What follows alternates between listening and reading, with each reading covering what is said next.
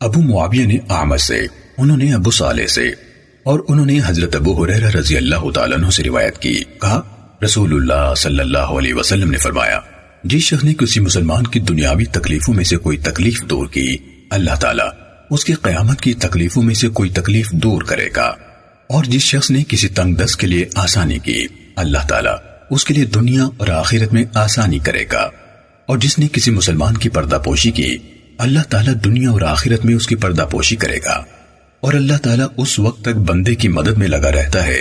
جب تک بندہ اپنے بھائی کی مدد میں لگا رہتا ہے، اور جو شخص اس راستے پر چلتا ہے جس میں وہ علم حاصل کرنا چاہتا ہے تو اللہ تعالیٰ اس کے ذریعے سے اس کے لیے جنت کا راستہ آسان کر دیتا ہے۔ اللہ کے گھروں میں سے کسی گھر میں لوگوں کا کوئی گروہ اکٹھا نہیں ہوتا، وہ قرآن کی تلاوت کرتے ہیں اور اس کا درس و تدریس کرتے ہیں، مگر ان پر سکینت یعنی اطمینان و سکون قلب کا نزول ہوتا ہے، اور اللہ کی رحمت ان کو ڈھانپ لیتی ہے، اور فرشتے ان کو اپنے گھیرے میں لے لیتے ہیں، اور اللہ تعالیٰ اپنے مقربین میں جو اس کے پاس ہوتے ہیں ان کا ذکر کرتا ہے، اور جس کے عمل نے اسے خیر کے حصول میں پیچھے رکھا اس کا نسب اسے تیز نہیں کر سکتا۔ صحیح مسلم حدیث نمبر 6853۔